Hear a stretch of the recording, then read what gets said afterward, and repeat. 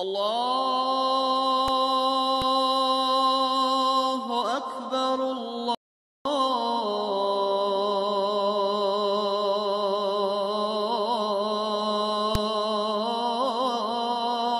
أكبر أشهد أن لا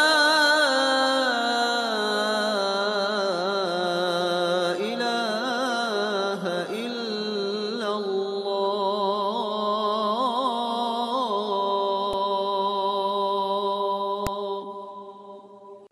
أشهد أن محمدًا رسول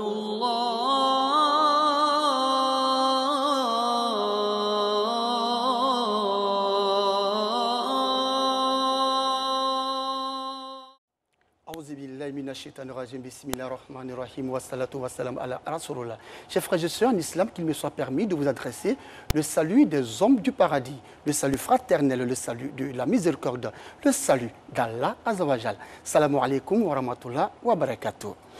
Il ne faut pas aller à sa rencontre, car le prophète de l'islam, le prophète Mohammed, paix et salut de Dieu sur lui, a dit: celui qui va voir un voyant ou un sorcier et croit à ce qu'il dit aura mécru à ce qu'Allah a fait descendre au prophète. Il s'agit donc du Noble Coran. Mesdames et messieurs, bonsoir. Merci de nous suivre sur RTI 1.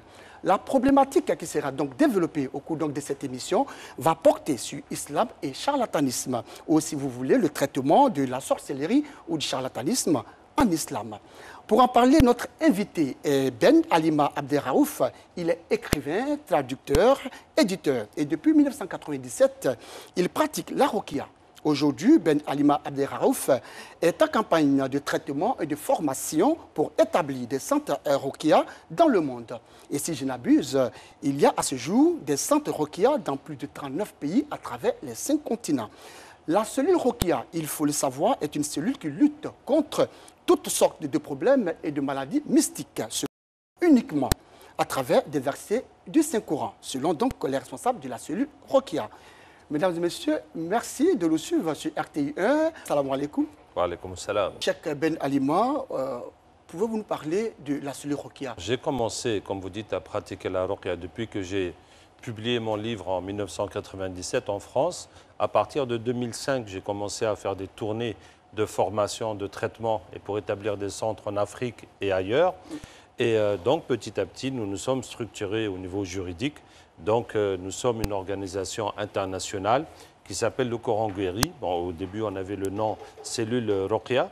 Donc, c'est pour promouvoir la ruqya, pour gérer des centres, former les gens, informer les gens et développer la ruqya. D'accord. Alors, aujourd'hui, nous avons décidé de parler de l'islam et du charlatanisme. Mais avant donc d'aborder ce sujet, dites-nous, c'est quoi la sorcellerie et c'est quoi le charlatanisme? Y a-t-il une différence entre la sorcellerie et le charlatanisme? Oui, la sorcellerie, le sorcier est quelqu'un qui fait un pacte avec le diable, qui vend son âme au diable par des rituels sataniques, en vertu de quoi le diable lui donnera un pouvoir d'utiliser les djinns pour faire du mal aux gens. Donc le sorcier est celui qui envoie des mauvais sorts sur les gens, des djinns sur les gens pour les rendre fous, pour briser les couples. Des fois, il y en a qui demandent à le faire pour un bénéfice, pour épouser une femme, pour gagner un poste. Mais en tout cas, c'est toujours négatif parce que même si vous gagnez quelque chose, vous allez perdre plus dans votre santé, dans votre enfant que ce que vous avez gagné. Maintenant, le charlatanisme, c'est plus vaste. La sorcellerie fait partie du charlatanisme. Ça peut être aussi les voyants qui jettent les coris ou qui font avec du sable ou d'autres éléments pour vous prédire l'avenir sans pouvoir changer quelque chose à votre situation. Ça peut être aussi des gens qui vous vendent du mensonge, qui vous disent des choses alors qu'ils ne peuvent rien faire pour vous. Donc, charlatanisme, c'est plus vaste, mais la sorcellerie... Et vous, la cellule ruqya, vous luttez contre quoi au juste? Contre ces vendeurs d'illusions ou contre la sorcellerie? Non, nous soignons 3 maladies mystiques qui sont la sorcellerie, les djinns, la possession par les esprits, les diables, et le mauvais œil. Le mauvais œil, c'est quelque chose qui peut être involontaire. Quelqu'un qui vous admire dit « Ah, mais toi, tu ne vieillis pas, comment ?» Ou bien quelque chose ainsi, ou bien le beau Quand bébé. vous dites « toi, tu ne vieillis pas », il ne s'agit pas de moi, par exemple. C'est vrai que les gens me disent que je ne vieillis pas, mais il ne s'agit pas de moi. Vous voulez dire que c'est une sorte de jalousie. Voilà. En fait, il suffit que ce soit de l'admiration. sans évoquer Allah, sans dire Mashallah, Allah t'a donné la santé. Maintenant, ça peut être accompagné de jalousie, de méchanceté, et ça peut ne pas être une simple admiration. On glorifie quelque chose sans évoquer Allah. Ça provoque le mauvais œil. D'accord. Est-ce qu'on peut dire que le marabout est un sorcier ou alors c'est un guide religieux simple? Alors, à l'origine du mot marabout, il y avait l'empire des Morabitines au Maroc, qui était là pour la promotion de l'islam, et beaucoup d'Africains se sont joints à eux. Et donc, c'était des défenseurs de l'islam qui allaient prêcher, enseigner et même lutter quand il le faut, hein, pour propager l'islam. Bon, après, donc les marabouts, c'est un guide religieux qui peut aussi te donner des recettes coraniques de prière et d'invocation pour t'aider, qui peut aussi écrire le Coran pour le diluer dans l'eau puis te laver avec, et puis aussi ça peut basculer dans la sorcellerie, dans les gris-gris, les bagues, les noms bizarres, des pratiques occultes, secrètes et qui ne sont pas de l'islam mais qui sont faites au nom de l'islam. Alors, selon vous, qu'est-ce qui peut pousser justement un être humain à vouloir ensorceler son semblable? La motivation de la sorcellerie est en majorité la jalousie pure. Hein, on va gâter la vie de l'autre sans tirer aucun bénéfice. Des fois, il y a un intérêt pour épouser une femme, pour éliminer un concurrent, pour obtenir un poste. Des fois, il y a des intérêts, mais la plupart du temps, c'est une pure jalousie. La pure jalousie. Et on s'élève comme ça et on atteint souvent même à la vie de l'autre. Est-ce que effectivement un être humain peut atteindre à la vie de son semblable? Parce qu'on le dit, c'est Allah subhanahu wa ta'ala qui donne la vie et qui retire la vie. Oui, mais bon, si je prends un pistolet pour tuer quelqu'un, j'ai quand même été la cause de sa mort. Même si c'est Allah qui donne la vie, légalement, je suis coupable de meurtre. Maintenant, la sorcellerie, par nature, ce que je vous dis de mon expérience, elle peut provoquer les divorces, les maladies, la folie, mais pas la mort. Donc, quand quelqu'un lui fait la sorcellerie pour mourir, il peut avoir un accident grave, il peut avoir une maladie qui va durer, mais il ne va pas mourir comme ça, sauf si ça tombe avec le moment où il devait mourir, où il serait mort de toute façon par une cause ou une autre. Et donc, quand on dit qu'il est mort, enfin, on accuse les sorciers d'avoir éliminé une personne, une tierce personne. Ce n'est pas vrai alors. Le sorcier ne tue pas. C'est ce que vous êtes en train de nous dire? C'est ce que je suis en train de vous dire. Maintenant, effectivement, il y a un degré plus haut en sorcellerie qui sont les mangeurs d'âmes. Hein, donc, le sorcier, je vous ai dit, est quelqu'un qui fait un pacte avec le diable. Maintenant, ce pacte, si le sorcier fait un sacrifice humain, de sacrifier un être humain pour le diable, comme les albinos ou les bébés ou n'importe quelqu'un de sa famille, là, il acquiert un pouvoir plus grand. Et effectivement, le fait d'avoir sacrifié un être humain, ça va donner le pouvoir à ces diables de prendre l'énergie de la personne jusqu'à le tuer. Oui, effectivement, dans ce cas-là, la sorcellerie tue. Mais ça reste quand même...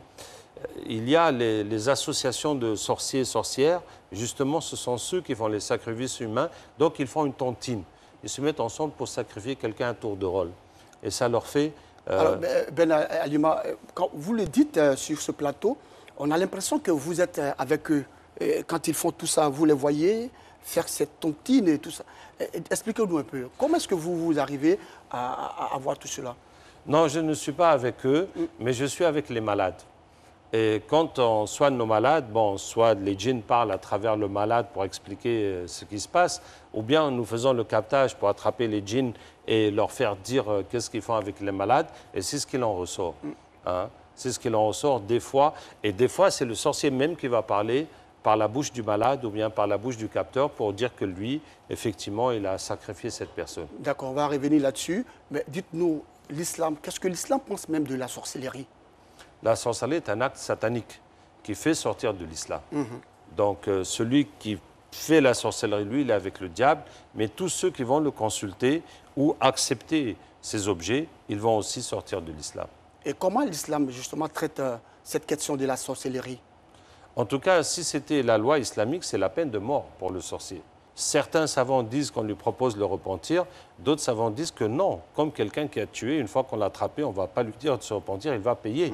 Donc pour les actes qu'il a commis, il va payer. Maintenant, si quelqu'un se repent avant que la loi ne l'attrape, c'est là qu'il peut être pardonné. D'accord. Et en matière de traitement, je vais dire, spirituel et tout ça, quand une personne est atteinte de sorcellerie, comment l'islam propose justement un traitement pour guérir cette personne? Alors, c'est le Coran qui est la guérison. Bon, le Coran est une guérison générale pour tout, parce que le prophète sallam, quand il avait n'importe quelle maladie ou douleur, il lisait les 3 couls dans ses mains et s'essuyait avec. Donc tout musulman n'a qu'à utiliser le Coran, lire sur lui, lire dans l'eau, boire, pour n'importe quelle maladie, avant de s'orienter vers les hôpitaux et les médicaments. Mais particulièrement les maladies mystiques n'ont pas de médicaments normaux. Et donc là, on doit utiliser le Coran pour les enlever. Et par exemple, la sorcellerie, c'est les paroles d'Allah dans l'histoire des sorciers de Pharaon avec Moussa, où Allah dit que Allah détruit la sorcellerie par ses paroles. Ce sont ces mots-là qui vont détruire la sorcellerie.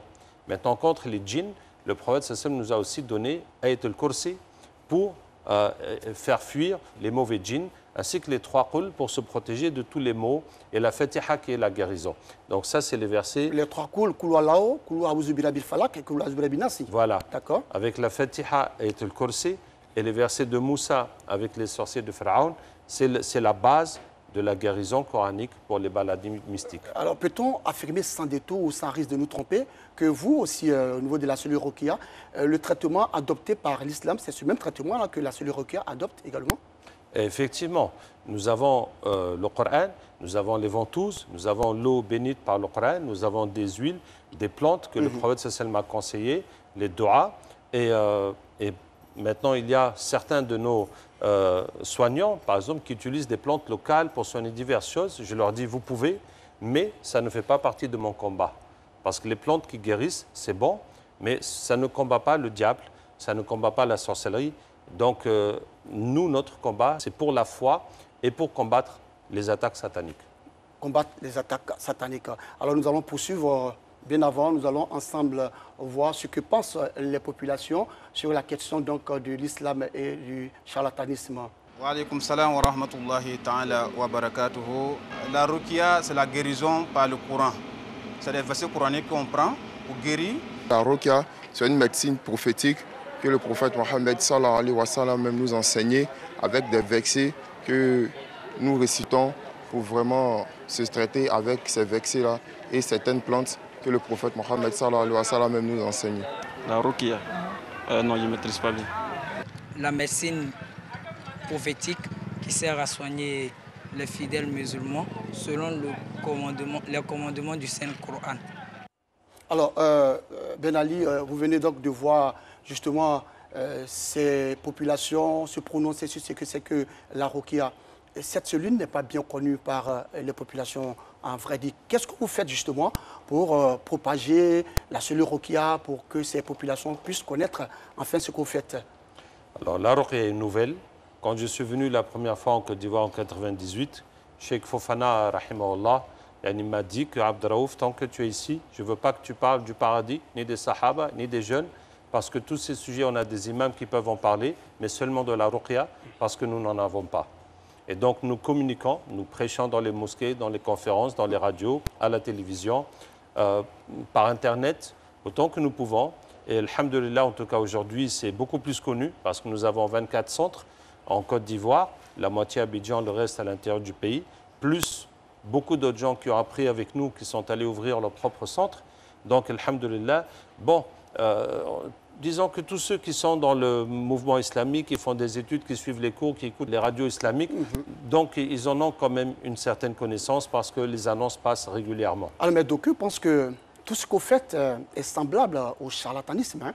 Alors, dites-nous, Ben Alima, qu'est-ce que votre cellule fait justement pour ne pas que ces populations comparent justement la cellule ruqya à la pratique que font les charlatans? Bon, c'est très différent. En tout cas, d'abord, nous travaillons avec les imams et notre méthode est transparente. Donc, nous exposons ce que nous faisons aux imams, aux responsables, pour avoir leur accord. Donc, pour que tout le monde soit tranquille que si l'on n'était pas ainsi, on n'en serait pas ici aujourd'hui à exposer notre travail. Deuxièmement, on ne fait que soigner ce que les gens ont. Donc, vous ne pouvez pas venir parce que vous avez besoin d'épouser une femme qui ne veut pas de vous ou d'avoir un poste auquel vous n'arrivez pas à accéder. Mais si on vous a fait des blocages, des problèmes dans votre vie, c'est ça qu'on va vous laver avec le Coran pour que ça disparaisse et votre vie redevienne normale. Alors, selon certaines langues, vous vous appuyez sur des djinns pour capturer d'autres djinns. Est-ce vrai, Ben Alima? Ce n'est pas du tout vrai. Et ça n'a jamais été le cas. Donc en ce qui concerne le captage, à force de soigner les gens qui sont possédés, nous avons appris à inverser le phénomène. Donc quelqu'un qui était possédé, qui faisait des transes, des crises, une fois que les djinns sont partis, ça laisse un passage entre lui et le monde des djinns qui fait qu'on peut facilement les attraper en demandant à Allah et en récitant les versets du Coran. Aynama takunu, où que vous soyez, Allah vous ramènera tous. Et le djinn qu'on voulait vient et on va lire jusqu'à le convertir, Inch'Allah, le faire partir. Et le capteur ne garde pas de djinn avec lui et on n'utilise pas. Le seul lien que nous gardons avec les djinns que nous avons convertis, c'est la prière. On continue à faire des doigts pour eux, pour qu'ils restent dans le droit chemin et qu'ils continuent leurs efforts. Il n'y a jamais eu, depuis l'histoire du captage qu'on a découvert en 2007 jusqu'à aujourd'hui, l'utilisation des djinns dans le captage. Les gens disent ça parce que c'est à cause de leurs préjugés, parce qu'ils voient que les sorciers appellent les djinns en leur faisant des sacrifices, des choses. C'est comme ça qu'ils transposent cette compréhension. Mais notre travail est transparent, tout le monde peut venir se former, et il n'y a aucun secret, et on va lui montrer et lui apprendre tout ce qu'on fait. J'aurais appris comme ça que Ben Alima n'a pas réussi à attraper le djinn qui est à la forêt du Banco en allant à Yopougon, et que ce djinn vous a beaucoup fatigué. On a appris comme ça. Aujourd'hui, vous êtes sur un plateau de télévision. Est-ce vrai ce qu'on apprend? Non. Est-ce qu'il y a effectivement un djinn qui se trouve là? Il y a pas mal d'accidents sur ces sites-là. Depuis que nous sommes venus donc, installer un centre en 2006 en Côte d'Ivoire, nous avons capté pour la forêt du Banco. Effectivement, beaucoup de gens vont faire des sacrifices, ce qui fait qu'il y a beaucoup de djinns sataniques qui sont là pour que les gens les adorent. Quand on enlève, quand on revient après quelques années, on va trouver des nouveaux djinns parce que les gens continuent à leur faire des adorations là-bas. Et chaque fois qu'on enlève, on va toujours trouver des nouveaux puisque les gens n'arrêtent pas d'aller faire du shirk. C'est la seule chose. Sinon, il n'y a pas une fois qu'on a eu du mal à attraper les djinns de là-bas ou d'ailleurs, ou de la lagune, ou des forêts, ou des montagnes, ou des fétiches, partout où nous allons en Côte d'Ivoire ou ailleurs. Alors, selon vous, qu'est-ce qui peut pousser justement un fidèle musulman à se rendre chez un charlatan ou chez un sorcier pour chercher à avancer? Il y a l'ignorance. Il y en a qui ne savent pas que c'est du shirk, que c'est interdit par la religion. Au Bénin, comme ça, il y avait une pierre que les gens adoraient. Et des dames passaient, elles ont dit, parce qu'on était là pour capter, elles ont dit oui, la pierre. J'ai dit, vous adorez la pierre? Elles disent oui. Je dis, mais vous êtes musulmane? Elles disent oui, oui, on fait la prière. Et c'est l'ignorance. Hein, je lui dis, mais comment tu pries Dieu puis tu pries la pierre? Elle dit, mais c'est Dieu aussi qui a envoyé la pierre. Hein? Donc c'est vraiment... Mais est-ce que ce n'est pas Dieu qui a envoyé la pierre, effectivement? Mais pas pour l'adorer. Dieu a envoyé la pierre et les montagnes et les arbres, mais pas pour les adorer. On ne doit adorer que Allah. Mais les Arabes, au temps du prophète, sallallahu alayhi wa sallam, quand ils faisaient le hajj, ils disaient « Labbayka la sharika laka illa sharikan huwa lak ». Ils disaient « Tu n'as pas d'associés, sauf les associés que tu as mis, qui sont les fétiches que nous adorons ». Donc, malheureusement, c'est cette ignorance qui fait que les gens croient un peu en Dieu et puis aussi aux fétiches. Est-ce que ce n'est pas parce que ces personnes trouvent des solutions là-bas, effectivement, de façon pratique, de façon concrète? Quand elles vont là-bas, elles ont des solutions à leurs problèmes. Elles ont des pseudo-solutions. En fait, c'est les diables qui font toujours ça. Hein, vous voyez dans le Coran que tous les peuples que les prophètes sont venus voir étaient féticheux. Pourquoi ce fétichisme ainsi? Parce que si vous décidez, par exemple, si je décide que mon bic, mon stylo, c'est ça qui me protège, alors tout de suite les diables vont venir pour me faire croire. Et le jour que je laisse mon stylo ici, ils vont me faire tomber. Pour que je dise, voilà, dès que j'ai laissé le stylo, je suis tombé. Et donc les diables vont agir dans la vie des gens pour leur faire croire que c'est effectivement, ils ont besoin de ça. Depuis le temps de Nuh, alayhi salam, de Noé, les gens lui disaient, nous disons que ce sont nos fétiches qui t'ont frappé la tête. Voilà, tu as critiqué les fétiches, te voici en train de construire un navire en plein désert. C'est nos fétiches qui t'ont rendu fou. Donc les djinns vont toujours faire en sorte pour que les gens croient au shirk, que ça marche, que ça protège, que ça aide. Et quand ça le protège, il fait quoi? Lui, quand ça le protège, effectivement, quand ça protège, il continue à faire des sacrifices et continue à faire l'adoration. Et vous, votre rôle, c'est quoi? Votre rôle, est-ce que ce n'est pas de lui dire qu'il est sur le mauvais chemin? Ah, tout à fait. Notre rôle est de lui dire qu'il est sur le mauvais chemin. Mais nous nous limitons aux personnes qui viennent se soigner chez nous. Donc on leur explique que non, il y a des djinns qui sont là avec vous parce que vous avez adoré. Il y a des djinns de vos parents qui sont là parce qu'eux, ils ont adoré des choses et ils veulent vous forcer à les adorer. Et ils viennent dans vos rêves vous montrer l'eau, vous montrer ces choses et bloquer votre vie pour que vous vous soumettez à eux. Il y a les filles qui tombent dans les écoles, on va les soigner. Et les djinns attaquent l'école pour créer cette zizanie et pour que les gens leur fassent des sacrifices. Ce n'est pas de la nourriture, mais de l'adoration pour nous ramener tous dans l'animisme. Et donc, si on veut comprendre, tous, nous devons retourner à Allah subhanahu wa ta'ala. Oui, et nous avons la solution avec le Coran pour amener ces djinns dans l'islam et cesser tous les problèmes qui nous causent. Alors, vous êtes auteur d'une œuvre, la Ruqya, et à la page 2 donc, de cette œuvre, vous écrivez, je cite, « Certains croient qu'avec leur adoration et leur invocation, ils sont protégés et refusent de se soigner. » Alors, qu'est-ce que cette assertion laisse présager? Qu'est-ce que vous voulez dire par là? Je parle des musulmans qui prient, qui font leur zikr, qui sont pieux et qui pensent que la sorcellerie ne peut pas les toucher parce qu'ils sont dans la droiture et dans la piété. Et je leur dis que non, puisque le prophète lui-même a été touché par la sorcellerie. Donc c'est comme une maladie ou un problème, un accident. Ce n'est pas parce que tu adores Allah qu'on ne va pas te voler, que ton enfant ne tombera pas malade, que tu ne pourras pas divorcer. C'est les épreuves de la vie qui touchent aussi le croyant. Et donc, il faut toujours prier, être constamment en train de prier. C'est cela? Oui, il faut prier et se protéger avec les invocations que le prophète nous a enseignées. Mais au cas où tu as un problème, il faut accepter que ma situation n'est pas normale. Il y a une sorcellerie qui me crée des blocages ou qui me crée des maladies. Et donc, j'ai besoin de me soigner avec le Coran, avec la Ruqya. Est-ce que c'est votre ressort ou le rôle de la Ruqya de dénoncer des sorciers dans une famille donnée? Non, ça non. Ça, nous ne le faisons pas et nous interdisons de le faire dans mon groupe parce que même si le djinn parle chez la personne et dit oui, c'est sa belle-mère qui m'a envoyé, c'est sa marâtre, ce n'est pas une preuve. Ça peut être vrai, ça peut être faux. Même si nous interrogeons les djinns et qu'ils donnent une réponse, ça peut être vrai, ça peut être faux. Donc en islam, on ne peut pas accuser une personne sur cette base. Mais nous disons que vous devez prier Allah de vous ramener dans votre rêve la personne qui vous a fait ça et vous allez la combattre dans le rêve pour que son mal se retourne contre elle. Et vous n'avez pas besoin de dire à la personne, voilà, hein, c'est la maman de mon mari. Et puis, non, il a fait son affaire satanique contre toi, tu as fait ta prière contre celui qui t'a fait du mal, ça s'arrête là. D'accord, nous allons marquer une pause sur cet élément vidéo, justement le témoignage qui prouve qu'effectivement vous faites un travail formidable. Je suis un patient guéri de Ruqya. Au début, c'est quelque chose qui était sur mon côté.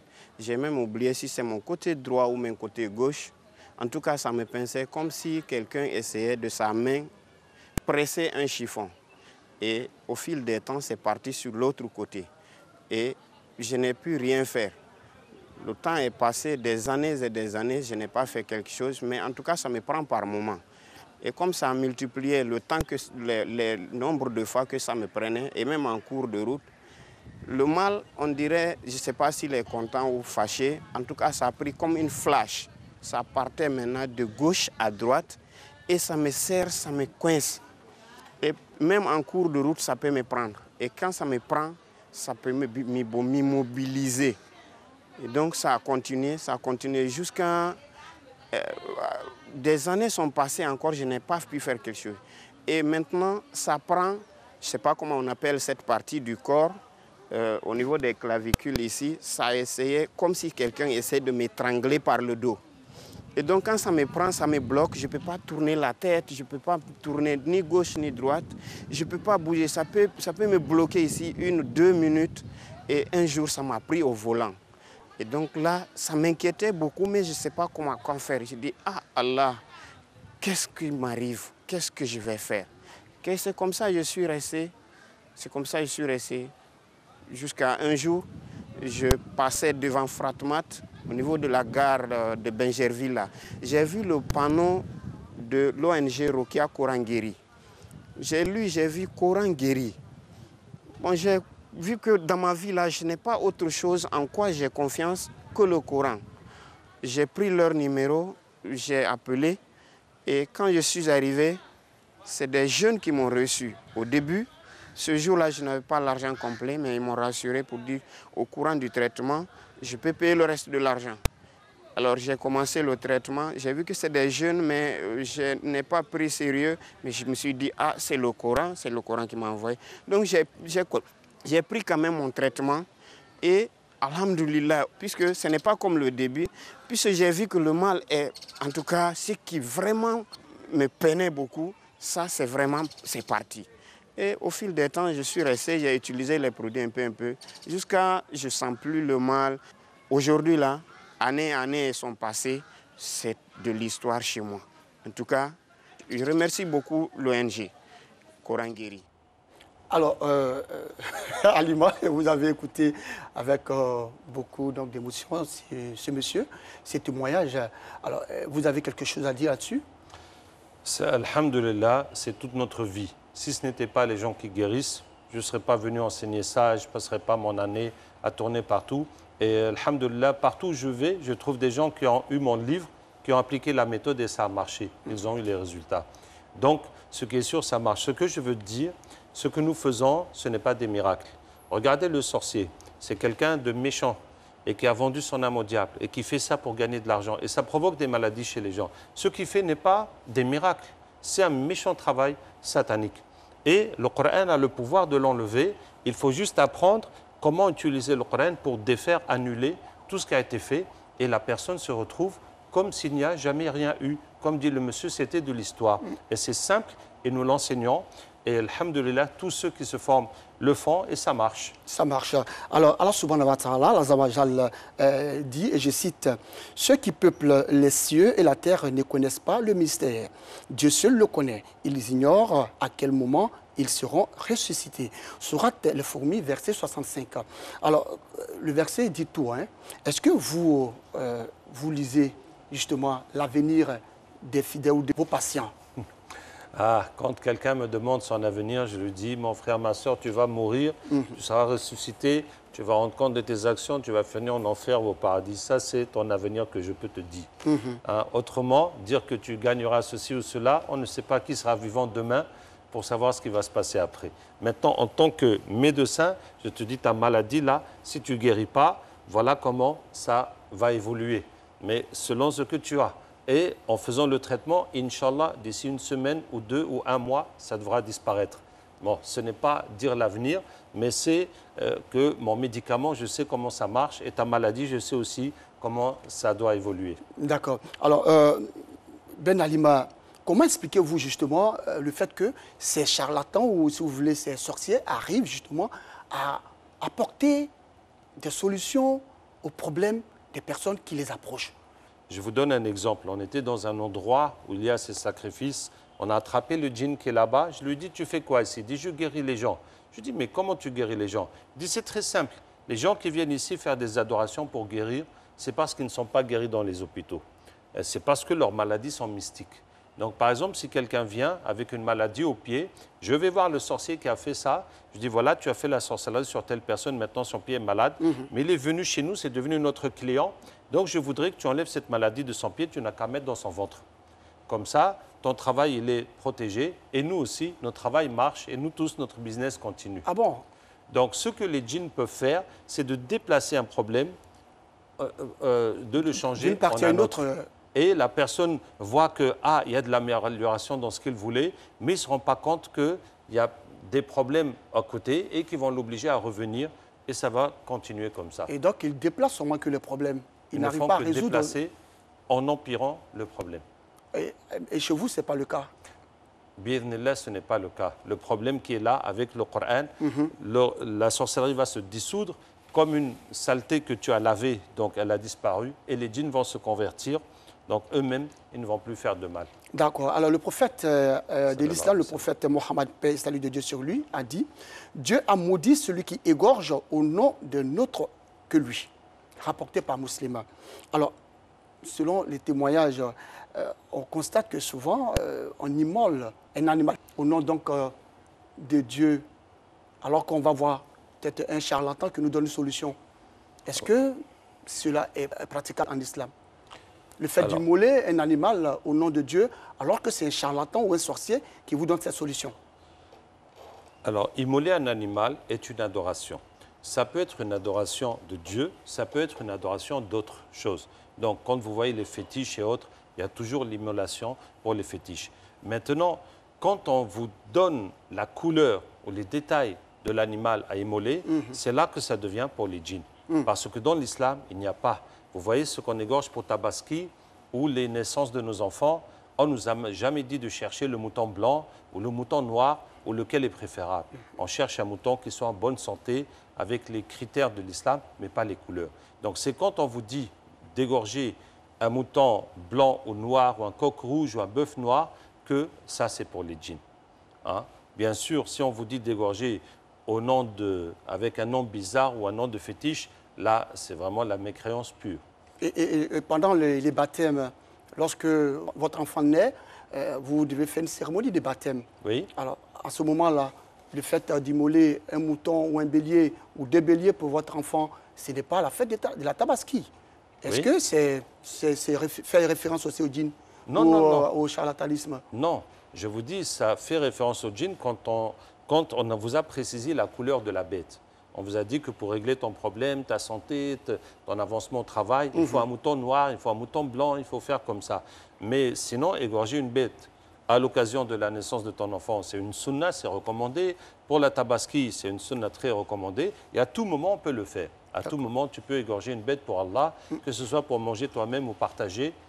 C'est une adoration d'Allah. D'accord. Alors, il y a des indices que les uns et les autres nous ont fait savoir que lorsque vous identifiez cet indice, c'est que vous avez affaire à un charlatan ou un sorcier. Je lis les indices et vous me direz tout à l'heure si c'est exact.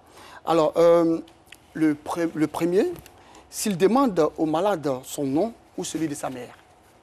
2, s'il prend un objet appartenant au malade, tel qu'une robe, une cravate, un chapeau, une écharpe. 3, s'il demande un animal présentant des qualités particulières, comme vous l'avez dit si peu, pour l'immoler au nom d'un autre cas là. Parfois, il enduit le corps du malade du sang, du sacrifice, puis jette le reste dans la nature.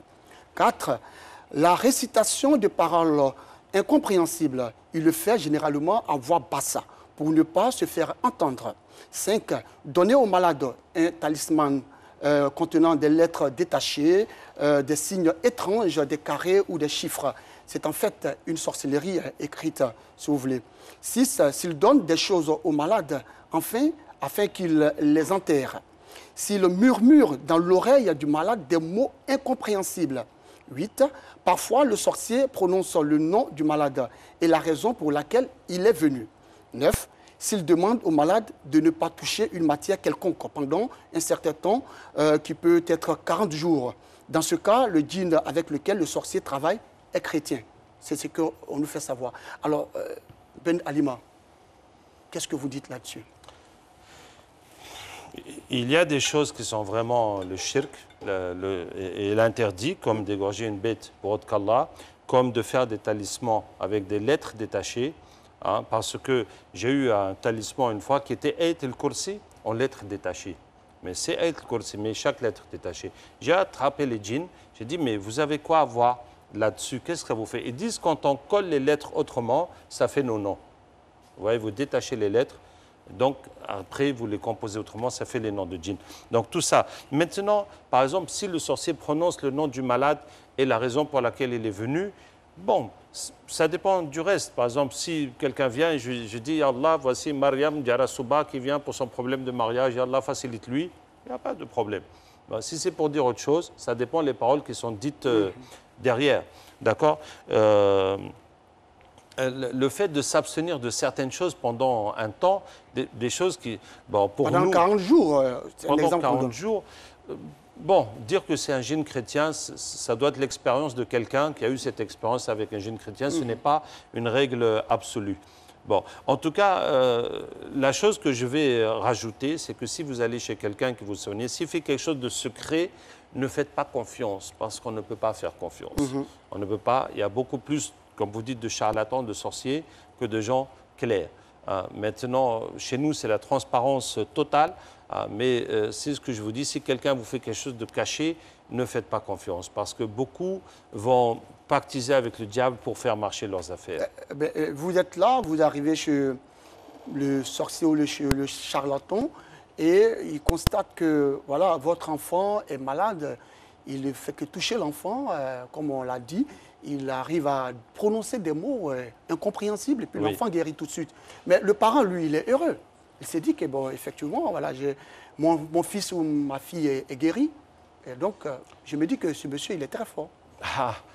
Mais s'il y a un djinn qui est avec votre enfant, et si moi je dis que Dieu me préserve, je demande au diable d'enlever ce djinn. Mais le diable va l'enlever pour que je continue à l'adorer. Là, le diable, c'est mieux pour lui de gagner le fait que je vais l'adorer, parce que l'invocation est une adoration, que de rendre l'enfant malade. Il a gagné ce qui est mieux. Donc, le résultat ne justifie pas le moyen. Il faut que le moyen soit halal. Et s'il y a une chose qui est interdite dans tout ça, c'est vraiment les paroles incompréhensibles. Parce que c'est ça qui fait rentrer dans le shirk. Et chaque fois qu'on a eu à analyser des paroles incompréhensibles, c'est toujours des paroles de mécréance. Ce n'est jamais des paroles neutres, des paroles qui ne veulent rien dire. C'est toujours des paroles pour adorer le diable. Et des fois, on va vous dire que non, c'est le nom d'Allah en langue syriaque, ou c'est ceci ou c'est cela. Mais non, c'est toujours les noms des djinns et qu'on vénère en disant ces paroles. Je ne connais pas la cellule Rokia. Je suis malade. Qu'est-ce que vous me conseillez si je ne connais pas la cellule Rokia? Est-ce que je dois prendre l'ablution, faire 2 rakats, prier, invoquer Allah subhanahu wa ta'ala afin qu'il m'accorde cette guérison-là? Alors, si vous voulez vous soigner vous-même, lisez le Coran dans l'eau, utilisez l'eau pour boire, pour vous laver, pour asperger la maison, le lieu de travail. Vous pouvez lire, vous avez juste à taper sur Internet versets de Ruqya, vous allez les avoir. Si vous ne savez pas trop lire, lisez ce que vous connaissez. Mais lisez au moins pendant 20 minutes pour que cette eau soit suffisante pour vous aider. Et en même temps, lisez dans l'huile ou le karité pour vous frotter le corps. Donc, c'est ce que tout le monde peut faire et ça va beaucoup vous aider, Inch'Allah. Alors, parlons de captage. Qu'est-ce que c'est? Qu'est-ce que vous faites au juste captage? C'est quoi exactement, Ben Alima? Le captage, c'est attraper les djinns avec le Coran à travers un capteur. Quand vous dites attraper le djinn, on sait que le djinn, il est invisible pour l'être humain. Oui. Mais vous l'attrapez comment, vous, Ben Alima? Vous voyez, Allah a donné à l'être humain l'intelligence qui lui permet de maîtriser le feu, de maîtriser la glace, de maîtriser les microbes, les virus, les télécommunications à travers le monde. On peut se parler. Donc Allah nous a donné l'intelligence. Allah a fait de nous ses califes. Parce que les djinns ont possédé les humains. Comme vous voyez, les filles qui tombent en transe, des fois les hommes, tellement, à force de les soigner, nous avons appris à inverser le phénomène. Quelqu'un qui était possédé, une fois que les djinns sont partis, ça laisse un passage entre lui et le monde des djinns. On va lui dire, maintenant, on va demander à Allah de ramener ce djinn pour qu'il ne puisse plus continuer à faire du mal. On va finir le problème avec lui. Et on va lire « Aïnama takunu ya'ti bikum Allahu jami'an » où que vous soyez, Allah vous ramènera tous. C'est Baqara 148. Et le djinn vient. Et il semble que la personne soit possédée, mais c'est le contraire. C'est la personne qui a attrapé le djinn. Et le djinn lui-même va dire, mais comment vous m'avez fait venir? Qu'est-ce que je fais ici? Laissez-moi partir. On ne va pas le laisser partir. On va lire jusqu'à ce que forcément il se convertisse. Parce que tant que le djinn est mécréant, le Coran va le brûler. Et à force, il va bien se rendre à l'évidence que la seule solution pour lui est de se convertir. Et c'est le Coran qui brûle le djinn ou c'est vous qui brûlez le djinn? Non, c'est le Coran, ce n'est pas nous-mêmes. Et c'est la lecture du Coran. Et dès qu'il se convertit, le Coran ne le brûle plus. Mais est-ce que c'est une solution, le fait que le djinn soit brûlé? Est-ce qu'il ne revient plus, il n'a pas d'enfants, parce que c'est des créatures sur d'Allah subhanahu wa ta'ala. Non, les brûler, ce n'est pas les tuer. Ils sont créés de feu. Donc quand il brûle, il se consume, son corps se réduit, mais il est toujours vivant. Donc, et quand, par exemple, le verset « Hadihi jahannam allati kuntum tu'adun » voici l'enfer qu'on vous promettait. Rôtissez-y à cause de votre mécréance. Quand on lit ça, le djinn va voir l'enfer, ça va commencer à le brûler, et il comprend que c'est parce qu'il est mécréant qu'il va en enfer. Et donc, jusqu'à ce que, donc, il comprend que la solution, c'est de devenir musulman. Donc, quand le Coran brûle les djinns, en même temps, ça leur montre la voie de sortie. C'est de se conformer au Coran et de devenir musulman. Mais est-ce que c'est normal qu'une créature d'Allah subhanahu wa ta'ala possède une autre créature? Est-ce que ça, c'est normal? Bon, disons que c'est les pas djinns normal. qui possèdent, quel que soit son statut, s'il est musulman ou pas, le fait de posséder déjà un être humain, est-ce que ça, Dieu a demandé cela?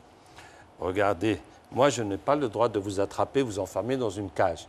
Mais si je suis policier, je dois attraper les criminels, je les attrape, je les mets dans la cage. Parce qu'ils sont des criminels, ils sont un danger public. Si je suis policier. Oui. Oui. Donc, nous sommes là pour soigner les gens et pour les libérer de ces diables qui font beaucoup de mal aux gens. Donc, nous les attrapons.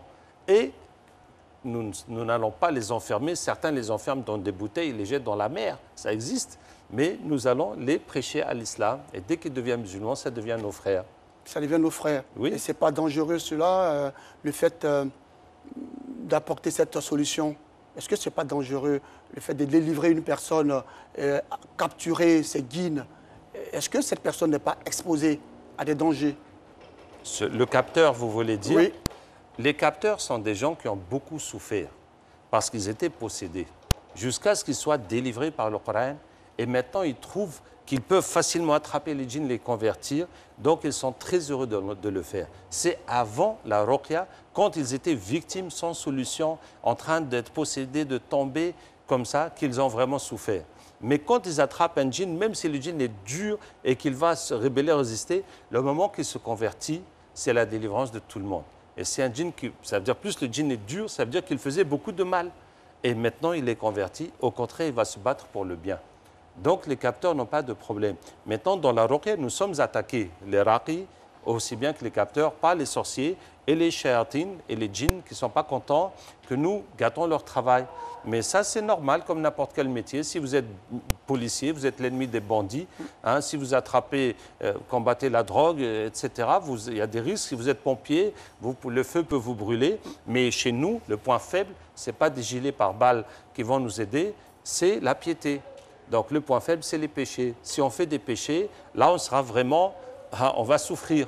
Et puis donc, si quelqu'un fait des péchés, il ne peut pas se poser comme raqi pour soigner les gens. Il peut à la limite se soigner lui-même ou soigner sa famille pour réduire les problèmes qu'ils ont. D'accord. Alors certaines personnes pensent que votre cellule, on ne parle pas du bain d'aliments, mais vous, ce que vous formez, que vous laissez ici en Côte d'Ivoire ou dans les 39 pays, par exemple, c'est des personnes qui monnaient, c'est-à-dire qui monnaient leur connaissance, c'est-à-dire qui prennent de l'argent, voilà, avec les patients, alors que c'est quelqu'un qui souffre, qui a besoin d'assistance. Est-ce que vous avez été mis au courant ou vous avez eu vent de cela, le fait de prendre de l'argent avec des patients avant donc de leur apporter cette assistance-là? Nos prix dans notre groupe sont vraiment les prix minimum pour pouvoir continuer à fonctionner. Nous faisons du social, nous faisons aussi la da'wa. Ça veut dire que nous sommes là pour aider les gens, pour qu'ils n'aillent pas dans le shirk, pour augmenter leur foi avec le Coran. Et la formation est gratuite. Hein? Donc des fois, il y a des gens qui m'appellent, ils disent c'est pas normal de prendre l'argent, vous devez soigner les gens gratuitement. Je leur dis aujourd'hui est un grand jour. Viens, la formation est gratuite et nous donnerons ton téléphone à tout le monde. Tu n'auras qu'à les soigner gratuitement. Que Dieu te bénisse. Donc, si quelqu'un peut soigner moins cher que ça, il n'a qu'à venir. Nous serons très heureux de le former gratuitement et il n'a qu'à aider les gens. Est-ce que ce n'est pas parce que cette personne s'est dit que vous êtes musulman et en tant que musulman, vous devez apporter cette assistance sans pour autant prendre assez d'argent? Je vous dis, je crois en la professionnalisation de la ruqya.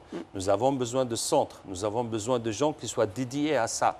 Nous avons besoin d'une permanence. Si nous pouvions même avoir un service d'urgence H24. Et donc les gens, je ne veux pas que quelqu'un fasse un travail normal et juste pendant le week-end ou les soirées fasse la ruqya. Parce que le besoin est plus que ça. Et les gens qui sont compétents ne sont pas suffisants. Donc, pour que ça puisse vivre comme métier, il faut un paiement et le paiement est petit. Franchement, il est petit parce que je vous dis, dans la logique économique, on se dirait, tu vas me dire par exemple que voilà, hein, tu n'arrives pas à te marier, tu as déjà demandé au mariage 10 filles, ça ne se marche pas. La logique économique, c'est que je vais me dire qu'est-ce qu'il est prêt à payer pour régler son problème. Donc, si je te dis 300 000, ça c'est petit. pour pouvoir te marier. Vous voyez? Donc je vais te dire, bon, tu vas commencer par me donner 500 000 et si vraiment tu arrives à te marier, tu vas me compléter 1 million. Ouais, c'est la logique économique. Mais quand vous venez chez nous, je vais te dire 35 000 francs, on va tout régler. Mais c'est cadeau. D'accord, c'est cadeau. Alors, peut-on dire que tous ces divorces que nous constatons justement dans ces couples musulmans sont le fait du shikr, sont le fait de Satan, sont le fait d'Iblis? On ne peut pas dire tous les divorces. Hein. Pour savoir qu'un problème dans le couple est dû à la sorcellerie, il y a 2 critères. Il y a des disputes sans raison. Plus on parle, plus ça s'amplifie. Et quand on se quitte, on regrette. Et quand on revient, ça recommence. Et deuxièmement, les difficultés dans l'intimité du couple. D'une façon ou d'une autre, soit l'homme n'arrive plus, soit la femme a mal, soit on se dispute. L'intimité devient très compliquée. C'est ça qui montre qu'il y a un problème qui est mystique dans le couple.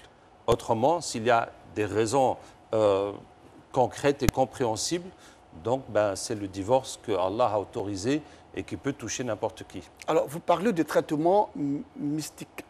C'est-à-dire, vous traitez toutes les maladies mystiques, ce que veut dire les maladies mystiques. Mais il faut être mystique pour justement traiter ces maladies mystiques. N'est-ce pas, Ben Alima? C'est une appellation, mais nous sommes spirituels pour traiter les maladies mystiques. C'est comme si vous dites que pour attraper les bandits, il faut aussi avoir des armes. Oui, mais ça s'appelle bandit et ça s'appelle policier. Mais les deux ont des armes, vous voyez? Donc eux, c'est les mystiques qui vont faire du mal aux gens et nous, c'est les spirituels. On demande à Allah de nous aider, on utilise la parole d'Allah pour enlever ce mal que les sorciers ont fait. Ben Alima, vous pouvez me regarder droit dans les yeux pour nous dire que vous ne vous cachez pas derrière justement Allah pour faire justement vos pratiques et que c'est vraiment contraire à ce que font les charlatans. Quand j'étais à Paris, alhamdoulilah, je vous dis, je gagnais 4 à 5 000 euros par mois. Je n'ai pas besoin de venir passer 10 mois par an à tourner en Afrique et ailleurs pour former les gens et aller dans les transpirations, dans tout ça, pour gagner quoi? Donc c'est une science cadeau et je vous dis, c'est enseigné gratuitement, c'est transparent. Mes élèves vivent avec moi nuit et jour et il n'y a rien qui est caché. Quand vous finissez de guérir une personne, qu'est-ce que vous faites? Vous laissez cette personne ou vous retournez voir comment cette personne se porte? Bon, moi, je n'ai pas le temps de suivre qui que ce soit. Donc, vous avez formé des gens, des personnes ici. Vous avez formé des gens. Ah, les gens que je forme? Oui. Oui, nous les suivons. Oui, nous avons un site, nous sommes dedans. Nous avons aussi des examens, nous avons aussi des diplômes et nous avons un programme avec les médecins, nous avons un programme avec les ulama, avec les savants, les imams et nous avançons, oui. D'accord. Alors, Ben Alima, on retiendra, si vous le permettez, qu'il y a 2 façons, ou qu'il existe 2 façons de dénouer une sorcellerie.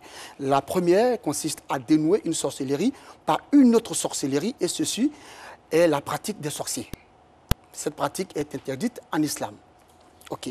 La deuxième est tout simplement la ruqya. Donc, ce que vous pratiquez, n'est-ce pas, dans vos différentes cellules, qui se distingue justement de la première par la lecture du Saint-Coran et les invocations. Elle est autorisée par l'islam. C'est ce qu'on peut retenir. Oui. D'accord. Alors, dites-nous, qu'est-ce que vous pouvez apporter ou qu'est-ce que vous pouvez dire comme conseil, ou donner comme conseil à ces fidèles musulmans qui nous suivent et qui sont vraiment qui ont cette âme-là perdue aujourd'hui? Vous savez que vous avez un problème mystique à partir de 4 symptômes.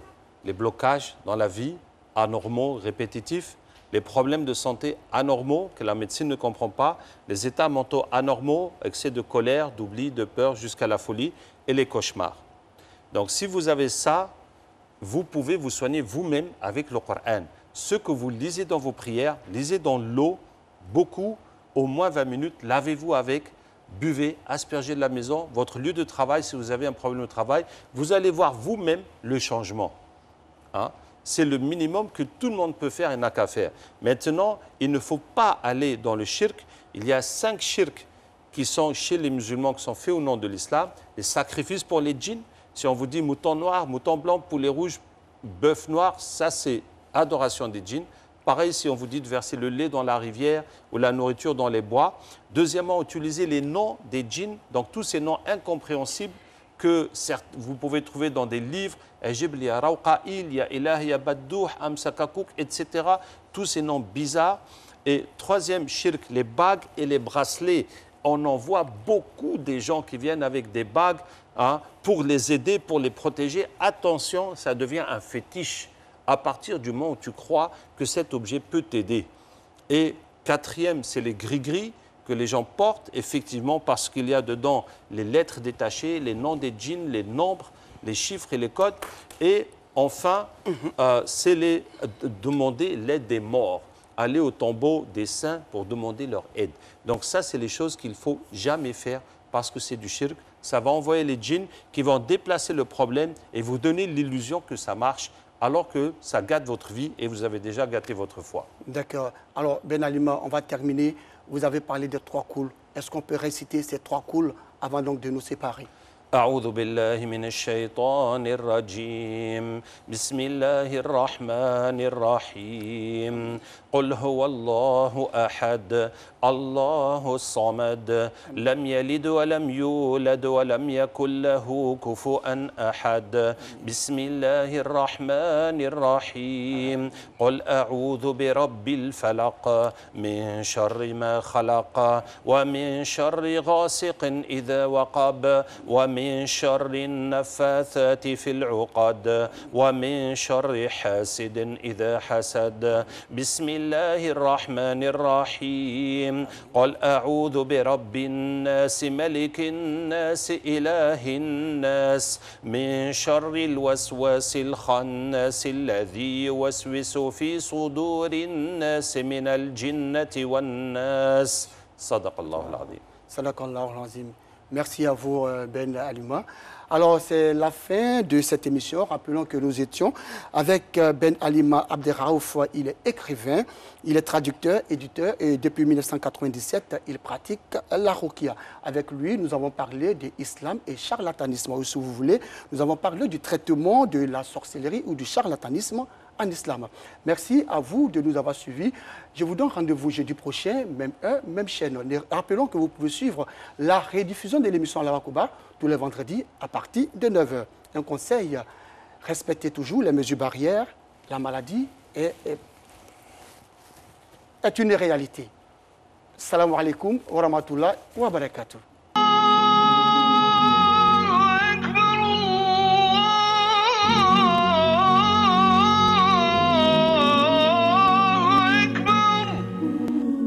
أشهد أن لا